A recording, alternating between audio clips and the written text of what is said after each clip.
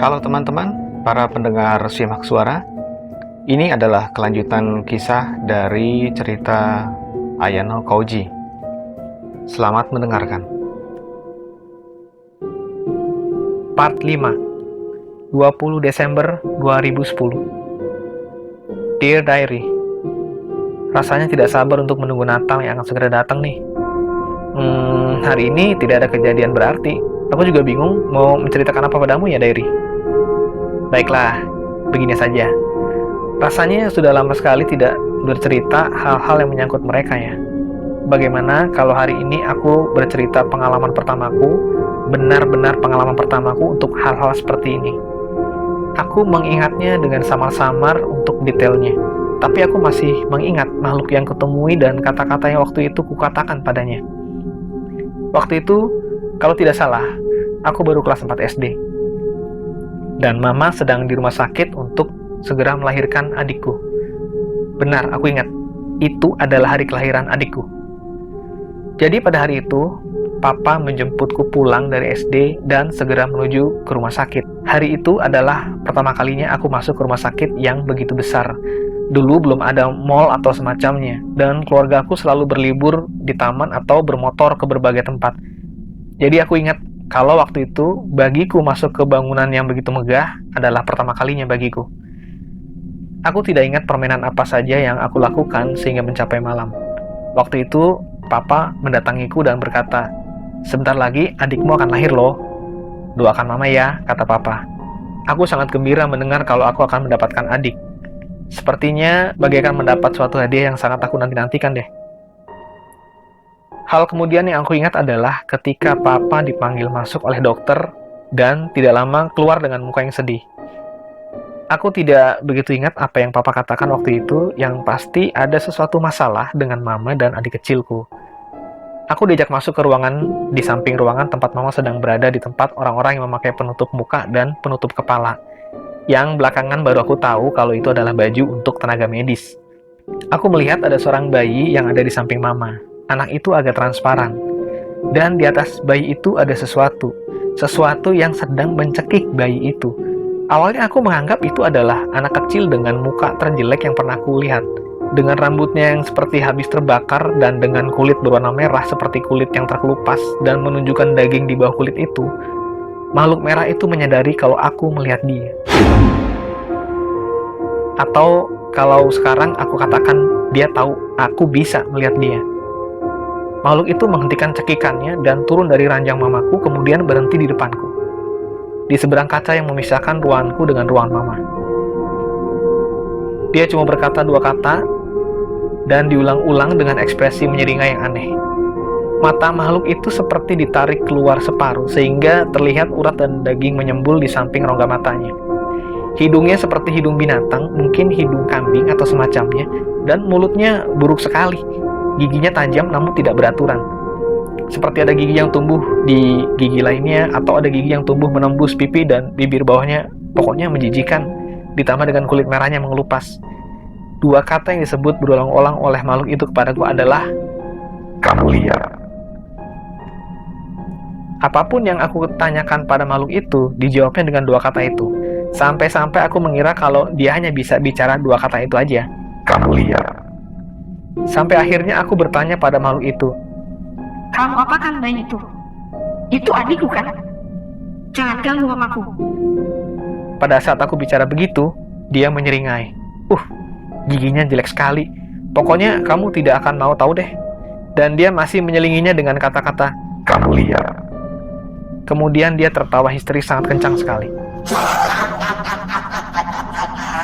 Aku menyuruhnya diam. Tapi sepertinya papa dan dokter yang sedang berbicara dengan papa bersikap biasa saja. Seakan tidak bisa mendengar makhluk ini. Atau bahkan tidak bisa mendengarku ya. Setelah tertawa dengan sangat puas, makhluk itu menusukkan kedua jarinya yang pendek ke kedua mataku. Rasanya panas dan sakit. Secara refleks aku menutup mataku dengan tanganku. Tangannya menekan kedua kelopak mataku dengan jari yang sangat panas dan aku mencium bau hangus seperti ada sesuatu yang dibakar tepat di depanku. Disitulah aku mendengar makhluk itu berkata, tepat di belakang leherku, "Kamu lihat." Kamu akan terus lihat. Kamu akan terus lihat. Tidak lama kemudian, dokter lari ke dalam ruangan mama. Aku dibawa keluar oleh papa. Tidak lama kemudian kami mendengar kalau adikku sudah lahir. Aku ingat mataku masih terasa sangat panas waktu itu. Jadi aku minta izin papaku untuk pergi ke toilet untuk membasuh mukaku. Keluarnya dari ruangan, rumah sakit itu menjadi terasa sangat penuh sekali dengan orang. Beberapa orang bahkan terlihat mengalami luka yang mengerikan. Ada yang tangannya putus sehingga dengan penuh darah berjalan sambil menahan tangannya yang putus di tempat semula. Ada kakek nenek yang duduk di lantai di depan sebuah kamar. Ada seorang ibu dengan putrinya yang menangis. Di sampingnya ada seorang pria yang melihat mereka dengan sedih. Pria itu memakai baju compang-camping dan sangat tidak pantas untuk masuk rumah sakit. Belum lagi dipenuhi dengan luka-luka menganga dan masih menetes-netes begitu. Aku juga melihat anak kecil yang berlari-lari di sepanjang rumah sakit ini. Aneh, pikirku. Waktu itu padahal, tadi saat baru datang, rumah sakit ini sepi sekali. Dan semua anak kecil itu memakai semacam ikat pinggang. Atau kukira begitu di perut mereka yang berwarna semerah darah. Pemandangan itu membuatku mabuk waktu itu.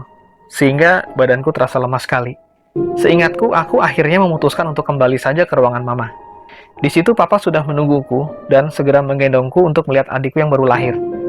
Aku melihat adikku sedang menyusu pada mama. Bayi yang sama dengan bayi yang tadi kulihat sedang dicekik oleh makhluk merah jelek itu. Aku senang mengetahui kalau aku telah mencegah makhluk merah itu mencekik adikku. Ya, itulah pertama kalinya awal dari semua kemampuanku melihat mereka. Sudah aku katakan kan, ini kutukan. Part 6, 8 Januari 2011. Aku mengantuk sekali, Diary. Tapi kurasa hari ini tidak sepantasnya aku mengisi lembaranmu dengan makanan lagi.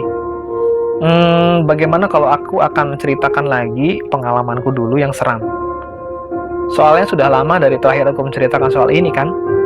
Dan anehnya, dan untungnya, aku belum bertemu atau melihat mereka lagi akhir-akhir ini. Apa mungkin mereka sedang berlibur ya? Oke, baiklah, langsung aja. Ini terjadi di SMP ku dulu. Ada 3 kejadian di SMP, tapi akan kuceritakan yang paling menyeramkan saja deh. Aku belum ceritakan kepadamu ya, Diary. SMP ku itu, bangunannya sudah sangat tua sekali deh. Dan di sebelah gedung tadinya ada hutan bambu yang kemudian dipangkas bersih dan dijadikan kolam renang.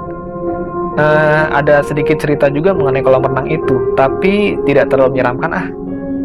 Waktu itu aku ingat kalau aku ikut ekskul pramuka, di mana waktu itu ekskul pramuka masih menjadi ekskul wajib di SMP-ku. Pada hari itu, ekskul diadakan sampai sore untuk mempersiapkan camping dalam waktu 2 hari. Waktu itu, aku dan teman-temanku secara berkelompok pergi ke toilet sekolah bersama-sama. Selain memang kami terbiasa untuk melakukannya. Namun kali ini kelompok yang ikut bersama kami lebih banyak. Kami bersepuluh karena seramnya kondisi toilet SMP-ku di malam hari seperti itu. Kami menunggu satu sama lainnya di dalam toilet itu.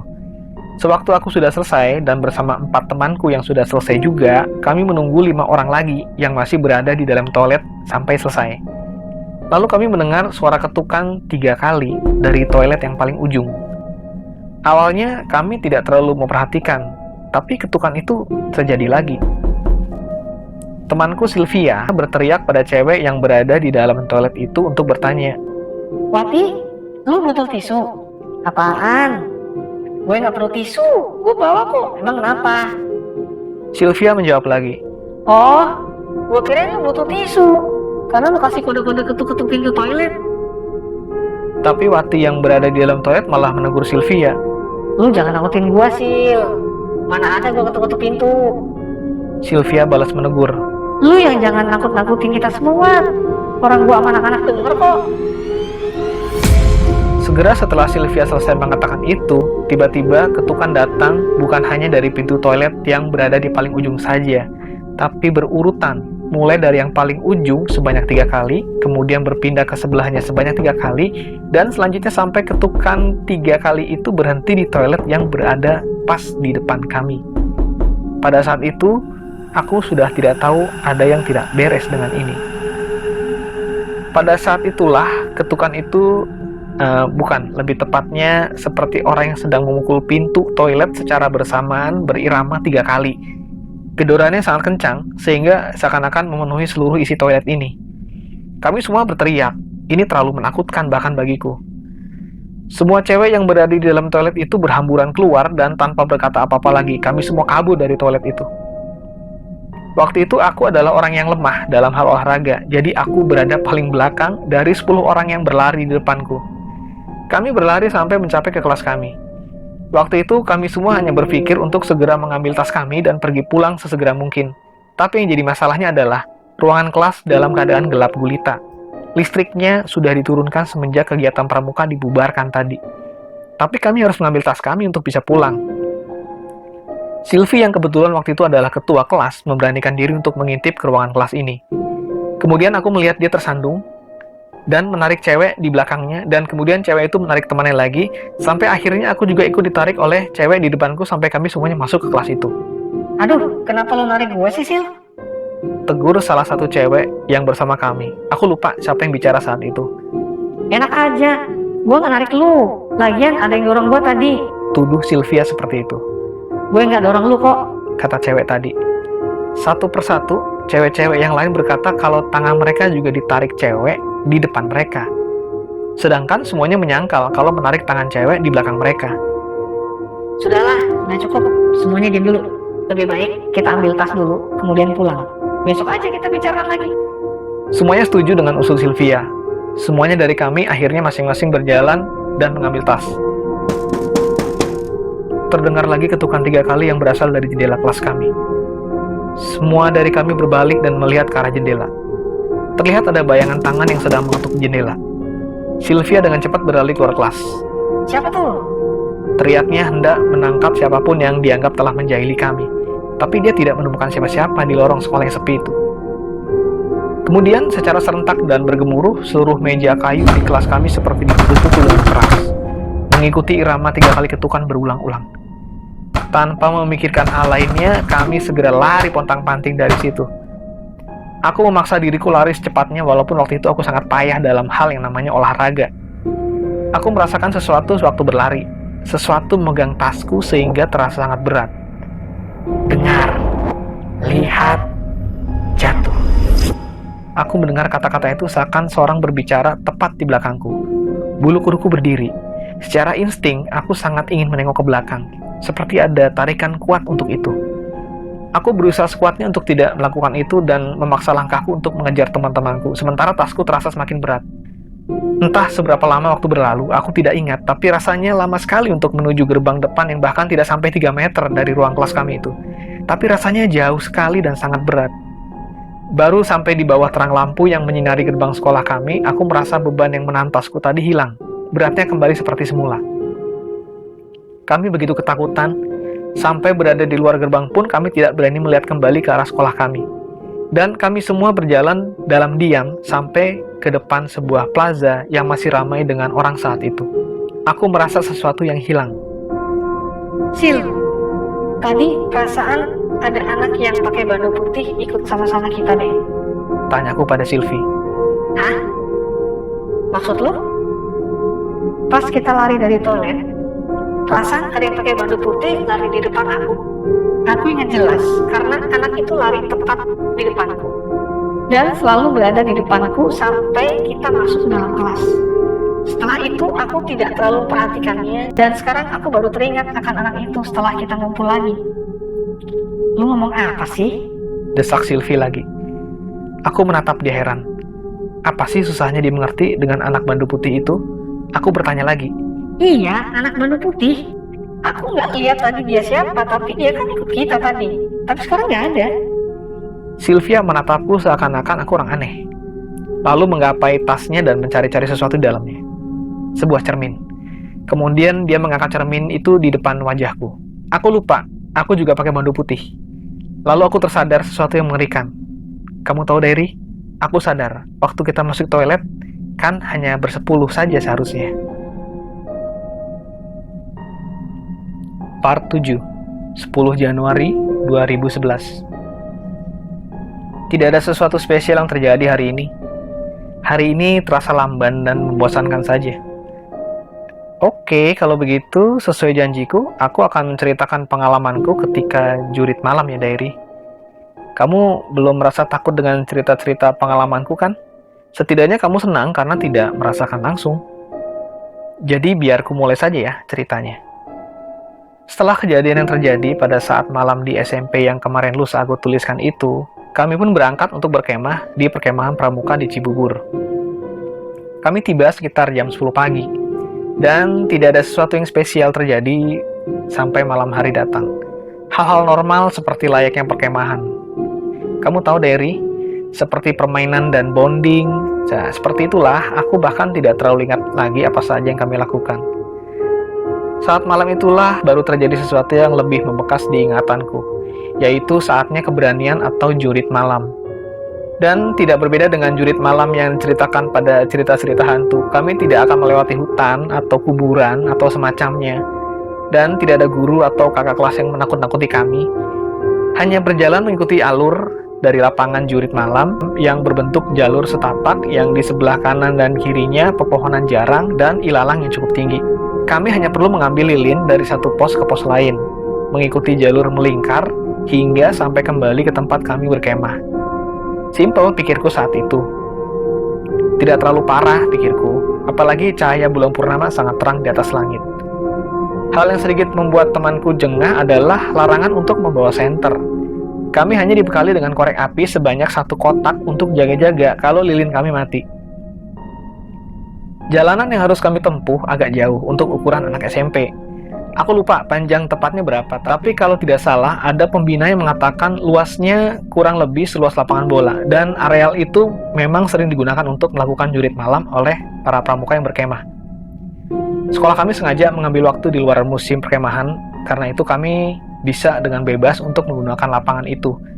Karena dari saat itu kami datang tadi, tidak ada grup lain yang sedang menyewa perkemahan itu. Akhirnya jurit malam pun dimulai. Aku dan teman berpasanganku dibekali oleh lilin yang ditaruh di dalam gelas kaca dengan desain yang cukup untuk membuatnya bertahan dari tiupan angin. Dan ruangan lilin yang cukup luas untuk mengisinya sampai berisi 12 lilin dari 12 pos. Kami pun berjalan dari pos pertama, kedua, ketiga. Tidak ada yang terjadi. Bahkan aku masih bisa melihat pasangan di depanku dari cahaya lilin mereka. Begitu mencapai pos keempat, ternyata pos itu dijaga oleh seorang pramuka senior yang dengan senyum ramah memberikan lilin keempat kami. Kami pun menyalakan lilin itu dan memasukkannya ke dalam wadah lilin kami. Sekitar separuh jalan ke pos kelima, salah satu lilin di wadah kami mati. Lilin itu adalah lilin yang baru saja kami dapatkan. Aku tahu karena lilin itu lebih panjang dan sedikit berbeda dari lilin-lilin lainnya. Kami menyalakan lilin itu kembali dan mendapatkan lilin itu mati hanya beberapa langkah setelah dinyalakan. Dan hal itu terus berulang sehingga aku dan temanku menyerah untuk mencoba menyalakan lilin keempat itu. Kami melanjutkan perjalanan ke pos kelima. Kali ini tidak ada yang menunggui pos itu. Kami segera mengambil lilin kelima, menyalakannya, dan memasukkannya ke dalam tempat lilin kami. Untunglah lilin kelima ini tidak bermasalah seperti lilin keempat, yang entah kapan telah menyala di dalam tempatnya. Aku sedikit heran waktu itu, namun tidak terlalu memikirkannya. Bisa saja lilin itu menyala karena terkena api dari lilin-lilin lainnya, dan kami pun lanjutkan perjalanan. Tiba-tiba, kami merasakan udara menjadi sangat dingin ditambah dengan angin kencang yang membuat seluruh tubuhku gemetar karena dinginnya. Menyembunyikan kenyataan bahwa bulu kuduku berdiri saat itu. Separuh jalan menuju lilin ke-6, aku mulai merasakan adanya pandangan yang mengarah padaku. Aku menyempatkan diri untuk melihat ke belakangku. Di belakangku, aku masih bisa melihat lilin dari pasangan yang berjalan setelah kami, dan tidak jauh di depanku, aku masih bisa melihat cahaya lilin dari pasangan yang berjalan lebih dulu. Setidaknya, hal itu membuatku sedikit lebih tenang. Kami tidak terpisah dari yang lainnya. Tidak lama, kami berhasil mencapai pos ke-6. Pos yang ke-6 ini juga dijaga oleh seseorang. Kami segera mengambil lilin ke-6 dan menyalakannya. "Jangan sampai tersesat ya," bisik penjaga pos ke-6. Kami berdua mengangguk dan melanjutkan perjalanan. Pasanganku mempersiapkan wadah lilin kedua yang masih kosong. Wadah ini akan digunakan untuk menampung 6 lilin berikutnya. Kami berjalan melalui semak-semak yang semakin menyempit. Namun jalanan mulus yang berada di bawah kaki kami menunjukkan kami berada di jalan yang tepat. Lagi pula, aku masih bisa melihat cahaya lilin yang berada di depan kami. Jalanan itu pun kemudian menuju semakin curam, semakin menurun, hingga kami mencapai tangga-tangga yang dialiri oleh air hujan. Kami berjalan di jalanan sempit yang diapit oleh bebatuan yang basah karena aliran air. Tidak jauh dari situ kami melihat sebuah menara kecil yang di tengahnya terdapat lubang tempat menaruh lilin. Aku mengambil lilin itu. Ah! Seruku kaget. Aku merasakan seperti menyentuh tangan yang dingin ketika berusaha mengambil lilin itu. Aku mendekatkan lampu lilinku pada lubang itu untuk melihat dengan lebih jelas. Tidak ada apa-apa, dan aku pun memutuskan kalau hal yang barusan terjadi hanyalah imajinasiku saja karena suasana tempat ini yang menyeramkan. Kegelapan ditambah bunyi suara angin yang berembus melalui celah tempat kami berjalan menjadikan suara-suara seperti tangisan. Kami buru-buru mengambil dan menyalakan lilin itu kemudian memasukkannya ke dalam wadah yang dibawa temanku. Untunglah, lilin kali ini juga menyala tanpa masalah. Namun, secara tidak sadar, aku melihat keanehan yang terjadi pada lilin keempat. Apinya bergoyang-goyang bagaikan tertiup angin. Padahal, sisi lilin lainnya tidak.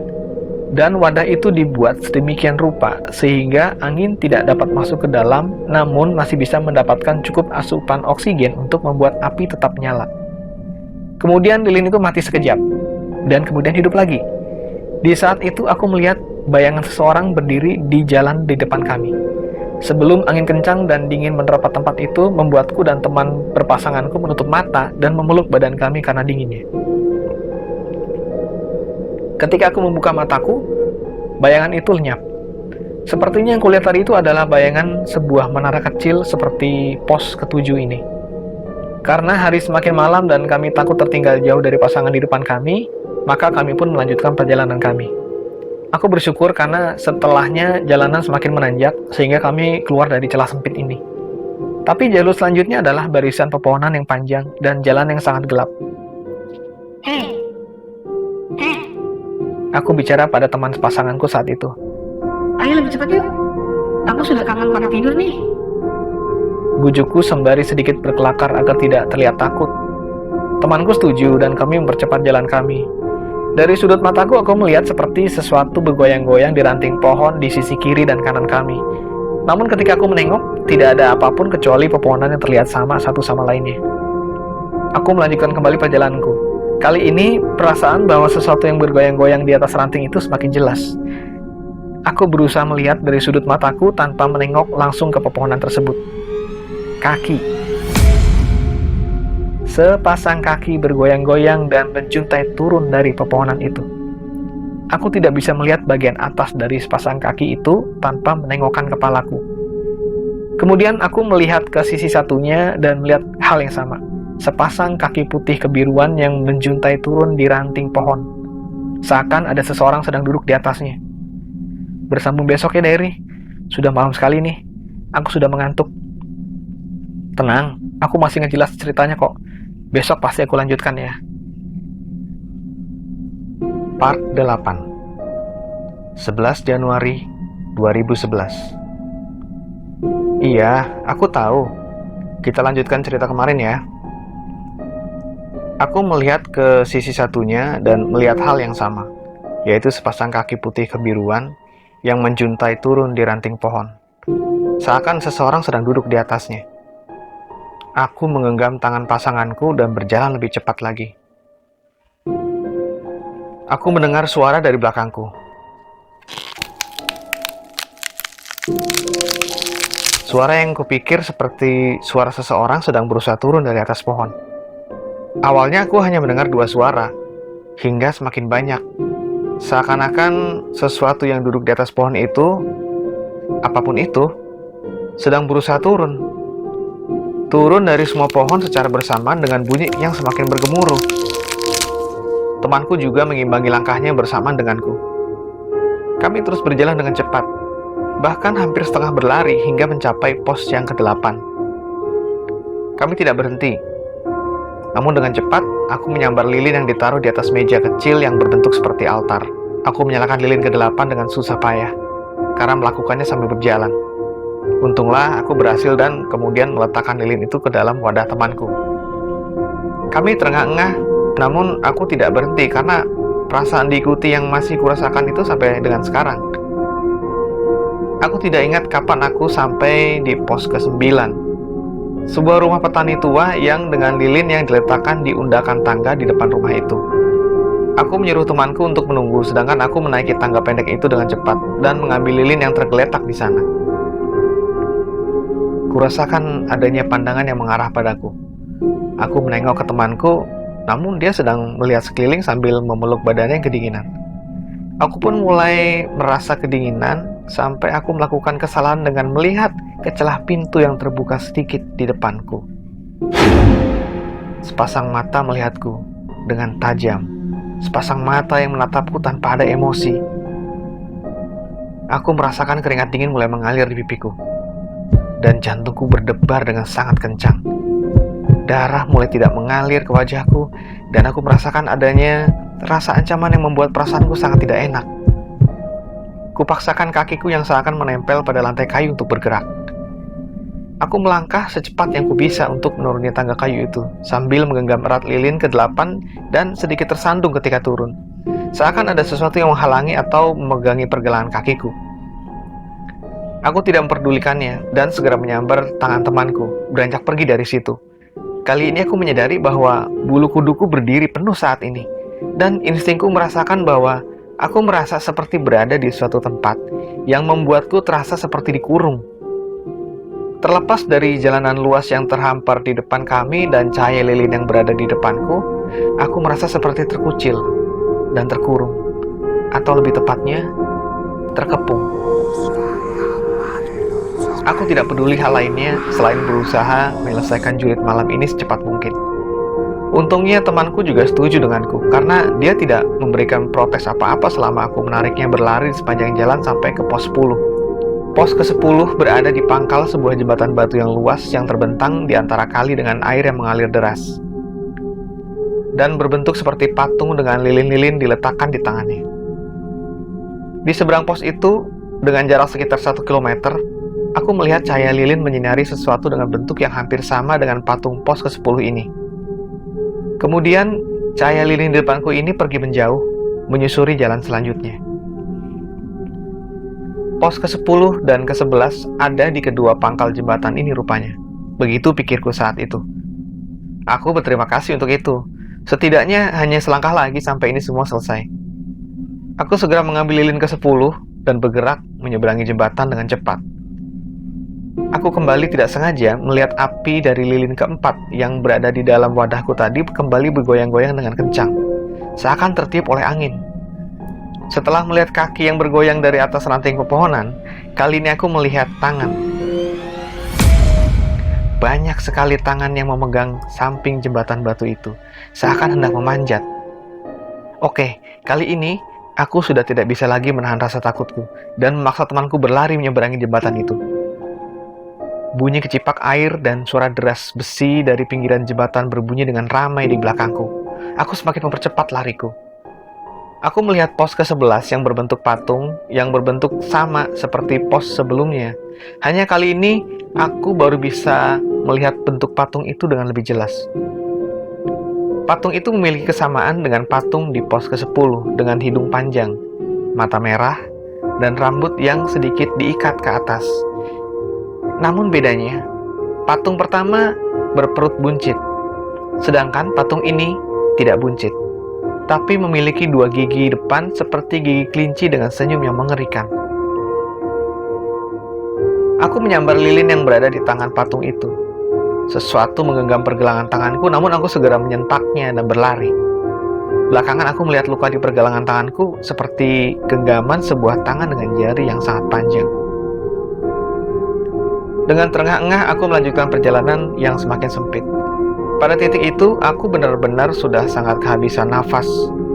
Maklum saja, kegiatan fisik bukan sesuatu yang menjadi kelebihanku.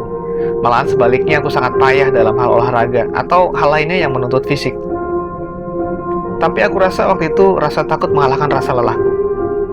Tidak jauh di depanku, aku melihat cahaya lilin. Aku berlari menuju cahaya lilin itu sambil mendapati sebuah arca tanpa kepala.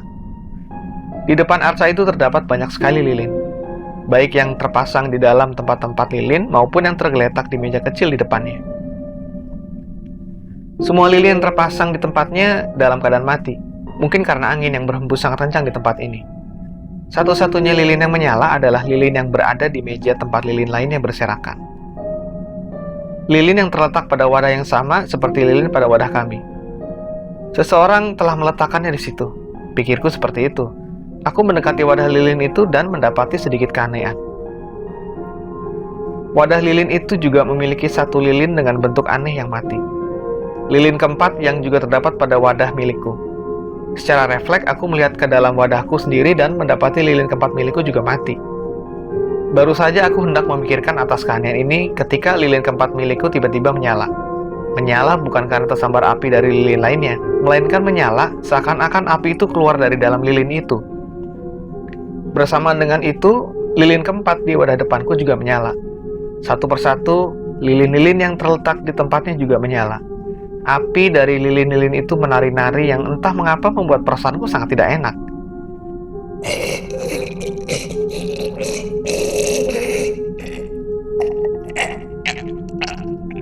Sebuah suara yang mengerikan datang dari arca tanpa kepala di depanku. Suara yang kalau ku gambarkan seperti suara yang dikeluarkan dari seseorang yang dicekik. Dari leher patung itu yang tidak ada kepalanya mengalir cairan berwarna hitam.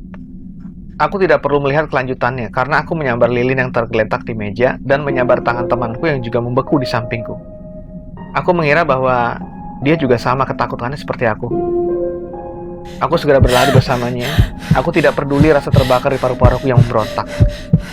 Entah berapa lama aku berlari, tapi aku mulai panik karena aku tidak menemukan jalan keluar dari jalan setapak ini.